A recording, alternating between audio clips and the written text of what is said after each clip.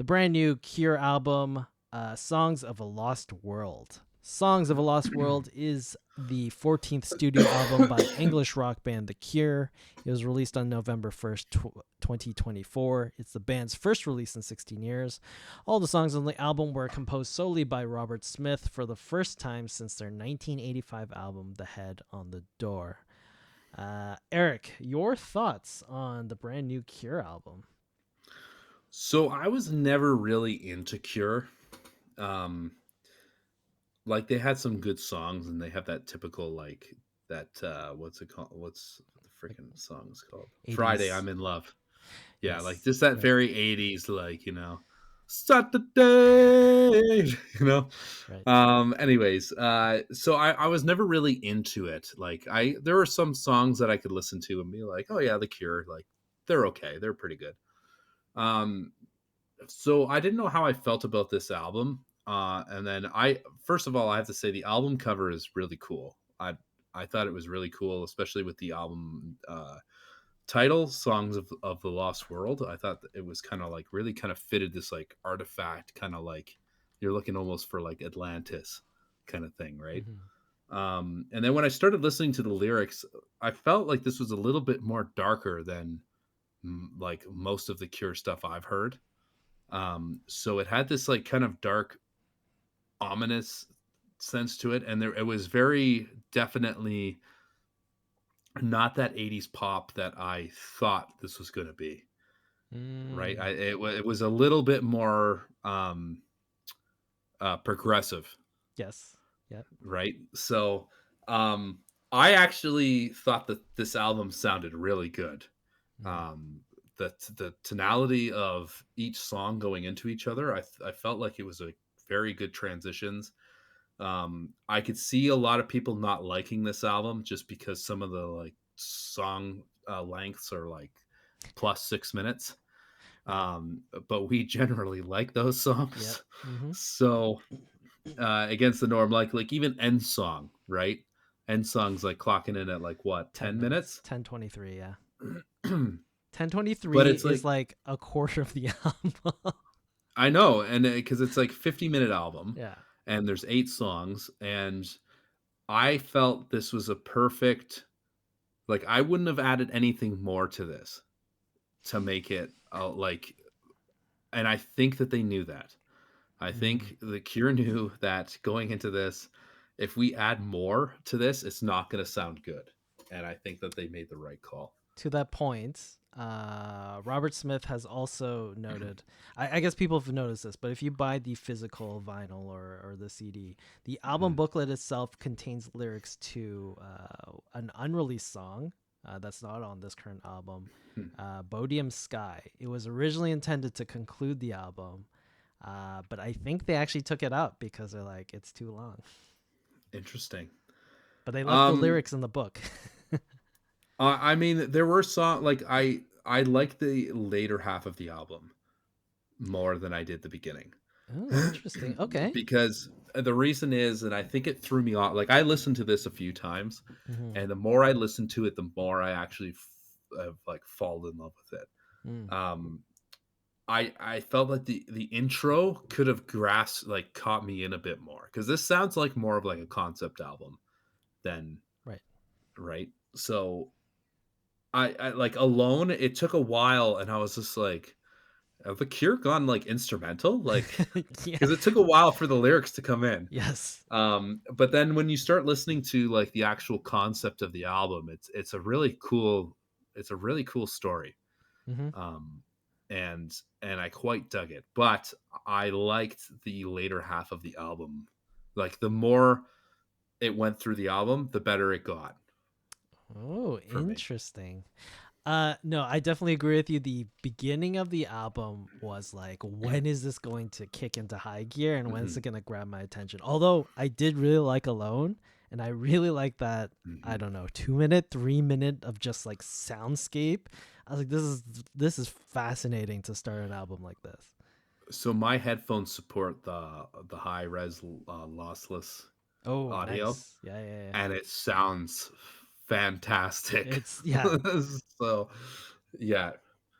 Yeah, just the soundscape that they've been able to build on even just the first song alone, like it was like, what, how did you do this? Like it sounds Hmm. fantastic, but it's sort of a balance of like it sounds great, but is this the right choice to open the album when you have like such a long period without like a song actually emerging?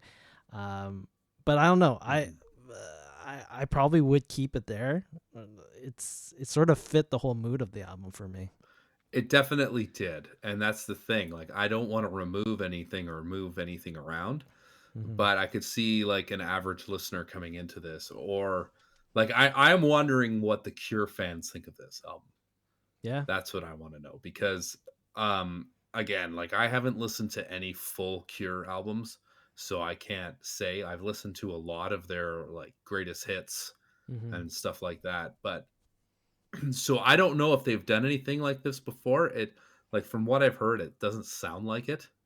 It sounds like this is kind of like a new like modern Cure. It's uh, I have a little bit more experience with Cure, but not a whole lot. Like obviously, like the hits that they had in the '80s were like super poppy. But even when you listen to this album, you could tell it's the Cure just because like it still sounds in a weird way like '80s synth pop. It still has Mhm, that weird like '80s keyboard or like guitar like tone to it. So it mhm, still sounds like The Cure. I know a few albums before this, like it sounds very similar to this. Maybe not so much soundscapey, but it's always been Cure's always been sort of like that dark, gothic, sort of melodramatic type of music. mhm, Outside of the pop hits that made them like obviously very popular in the '80s. But this sort of sits like nicely in the Cure mythos, I would say. Um, Especially in their last few albums. But man, like there's just a certain darkness to the album that I really enjoy. mhm, But I do agree with you. It is not something that the average listener I feel is gonna enjoy, just because one, it's a long slog to really get into this album, but also mhm, two, it's sort of, I wouldn't say it's depressing, but it's more, it sounds very like a goth record where it's sort mhm, of like slow meandering. It's got a point, it's got a really deep point to it, but it does take a while to get to. mhm, So I don't know, I really like how this album sounds, and like there's a lot going on lyrically here that you can tell that he spent a lot of time just like, how do I convey like the imagery properly for the song? Because like mhm. just the construction of a lot of the lyrics and how the music goes, like there's a lot of thought going into this one. Yeah, and I'd agree with you. Like even in the song,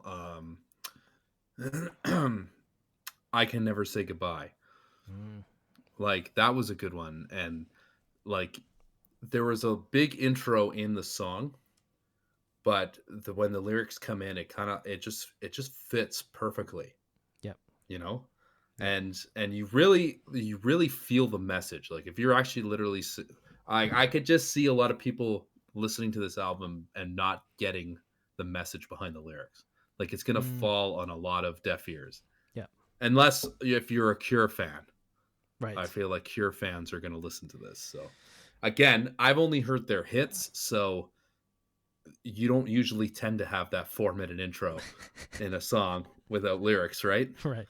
And so, Yeah. There's a lot of things in here where it's like, ooh, this sounds so good, but I don't know if this was the right choice. mhm, uh but yeah, like I don't know. There's just so much going on here, and it sounds fantastic. It's just not like, it's not a catchy album. It's something that you have to like. I would say this about the album: you have to actively listen to this album to enjoy it. I think if you put it in the background, it'll be okay. You'll have a decent experience just because like the soundscape sounds really nice.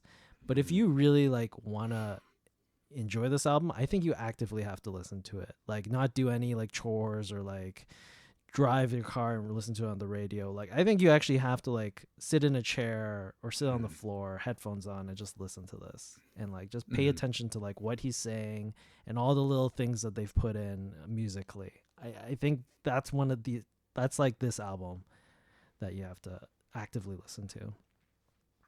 I would 100% agree with that, because I found myself driving in the car listening to this, and when I started like first listening to this, I was like, "What am I listening? Like, am I like? Is there any song?" I'm like, "I'm still on song one," Yeah, yeah, right? exactly. Yeah. But when I actually sat down and listened to it, it Hmm. really like opened up. I'm like, okay, this is actually really good. Hmm. Yep.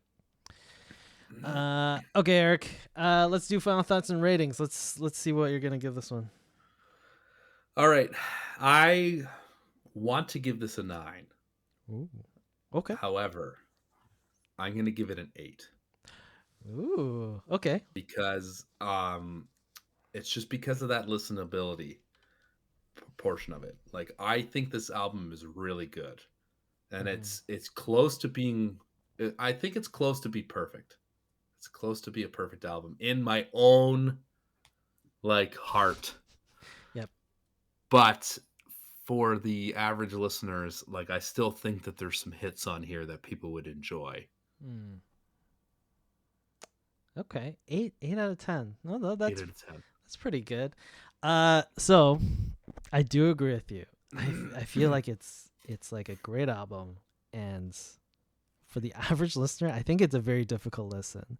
So Mhm. personally, I would have given this a 10 out of 10, Mhm. because when I listen to this album, I cannot tell you how I would do it differently. I don't know what songs I would take out, what I would add in, what I would move, because I think the track 1 to 8, I think that's how you do it when you have this collection of songs. And there's nothing really I would change other than maybe there should be a pop hit in here where it's like just at Mhm. least a hook somewhere that you sort of remember coming out of the album. That's the only thing I'm missing. So, as much as I think it's the perfect album, I'm going to give it a 9.5 out of 10. 9.5. 9.5. And there you go, ladies and gentlemen. There you go. Just because I think it is missing that one hook, anthem, whatever you want to Mhm. call it, it is missing that one little secret X factor. And that's the thing, like, for a band like this to take a cheesy sounding like 80s synth Yes. and make it sound really good, Yeah. like, that's a win. Yeah, they made it sound brooding and dark, and Mhm. like you can tell that is like pure 80 synth, but it's like Mhm. it sounds really good. Mhm. It's wild.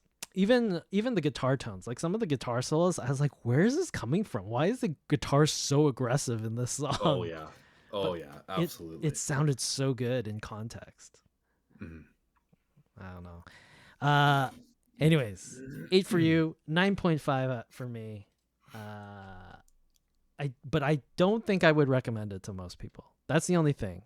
Although I give it such a high score, I don't think I would recommend it. I don't recommend it to the average listener to listen to.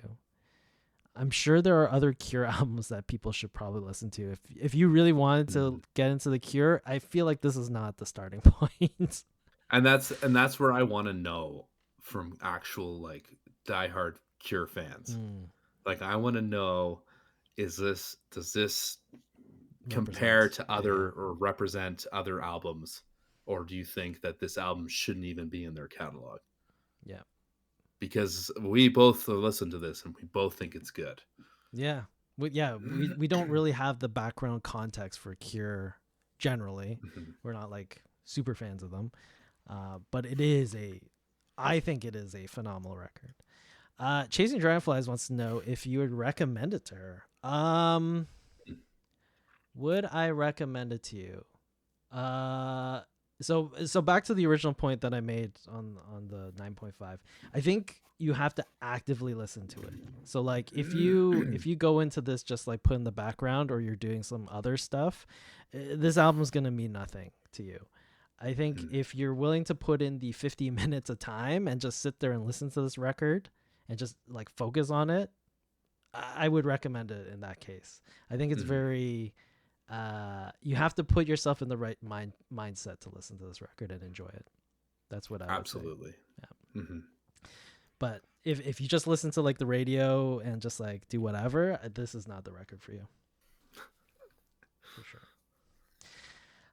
Okay, perfect. That is our discussion on Songs of a Lost World by The Cure. For those of you following along with us every single week, the album that we are going to be discussing is a relatively new Australian band. But the record that we're going to be talking about is For the Dreams by King Stingray. I believe it is their second record, but we're gonna be discussing this next week. So that's it for the podcast, the Crossroads Music Podcast. We're here at twitch.tv/the Crossroads Music Podcast at 10 p.m. ET, 7 p.m. PT. Actually, Eric, do you have daylight savings time? We do. It's those pesky people from Mountain Time, Saskatchewan, that don't. The middle. Okay, so you and I are actually aligning. Like we switch at the same time. Because I'm still 10 p.m. and you're still 7 p.m. Correct. Oh. 7:44 right now. Okay, yeah, 10:44 right now. Okay. Yeah. Because it's like, oh, we might be off on the times right now. No. Mountain Time. Yeah, don't worry about it. It's always 3. It's just those pesky people in the middle of Canada. I feel like we're the pesky people who keep switching shit around. I know. But yeah, we'll be back next week. Same time, same place. Catch us on Spotify, Apple Music, YouTube. New Taylor Swift cover on YouTube. Share, like, subscribe, comment. I don't know. Share it with your friends and your family. It is awesome. It is actually awesome. I really enjoyed the project. It was really cool seeing it all come together.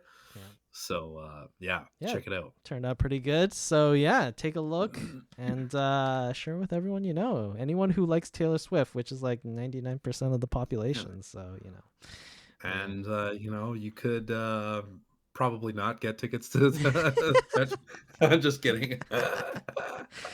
All right, perfect. That is it for the Crossroads Music Podcast for another week. Thanks for tuning in, and we will catch you all next time.